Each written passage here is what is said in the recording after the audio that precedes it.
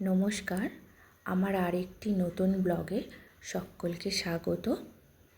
আশা করি সকলে খুব ভালো আছেন। আমার আগের ব্লগে আপনারা সকলে দেখেছিলেন এই মন্দিরের প্রথম অংশটুকু।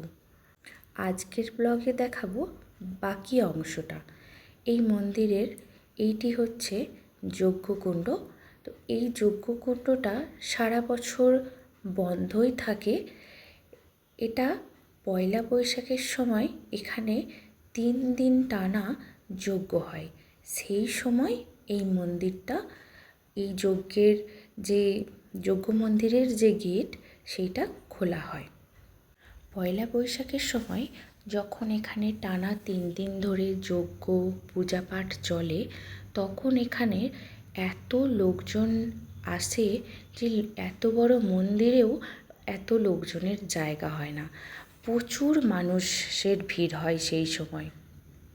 এখন এই যে গোটা মন্দিরটা চারিদিক ফাঁকা, রাস্তা মাঠ সবই ফাঁকা, কিন্তু সেই সময় দেখলে সেদিনের ছবি আর আজকের ছবি একদমই মেলানো যায় না।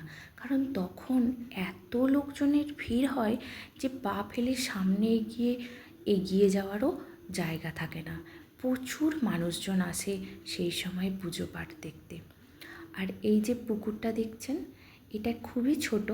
এটা হচ্ছে ওই যজ্ঞকুণ্ডের পাশেই এই পুকুরটা। ওই পুকুরের মাঝে একটা ফোয়ারা রয়েছে, যেটা এখন বন্ধ বলে বোঝা যাচ্ছে না। আর এই যে মাঝখানে, এটা হচ্ছে হনুমানজিরই মূর্তি, কিন্তু পদ্মাবতী রূপে বসে আছেন। একটা ওনার সাজটা এখানে পুরো পদ্মাবতী রূপেই। আর এখানের এই ফোয়ারাটা এই হনুমানজির মাথা থেকেই নির্গত হয়েছে। এখন বন্ধ আছে বলে বোঝা যাচ্ছে না। বন্ধ আছে এই কারণেই, এই পুকুরে এখন প্রচুর মাছ রয়েছে। যতটা না জল, তার থেকে যেন বেশি মনে হচ্ছে যেন মাছ। আর এই মাছগুলো সবই শিঙি মাছ আর মাগুর মাছ। এই দেখুন, এইটা হচ্ছে কচ্ছপ। বেশ কতকগুলো কচ্ছপ আছে এই পুকুরটায়, তবে সব সময় দেখা যায় না। এখন একটু জলের ওপর দিকে এটা এসেছে বলেই আমরা দেখতে পেলাম, তাই একটু ক্যামেরা বন্দি করলাম। দেখুন কচ্ছপটা কীভাবে এদিক থেকে ওদিকে যাচ্ছে, দেখতে খুব ভালো লাগছিল, তাই জন্যই একটু দেখালাম সকলকে। আর এই রাস্তাটা, এইটা হচ্ছে টাউনশিপের মেন রাস্তা। এটা একদম প্রথম গেট থেকে লাস্ট গেট পর্যন্ত এই রাস্তাটা যাচ্ছে।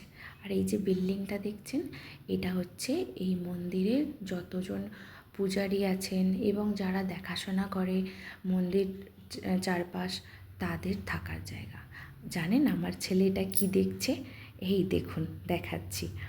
এই মাঠের মাঝখানে যে এই কালো ভল্লুকের স্ট্যাচুগুলো রয়েছে, ওগুলোই দেখছে।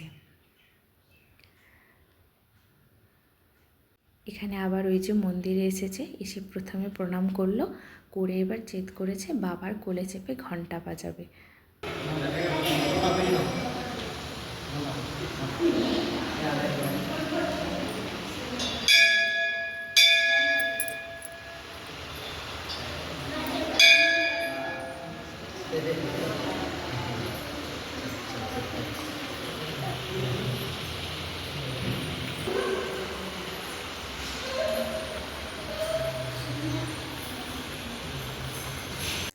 এই ব্লগটা তাহলে এখানেই শেষ করছি। কেমন লাগলো অবশ্যই কমেন্টের মাধ্যমে জানাবেন। ভালো লাগলে একটি লাইক করে দেবেন। দেখা হবে আরেকটি নতুন ব্লগে। ততক্ষণ সকলে খুব ভালো থাকবেন।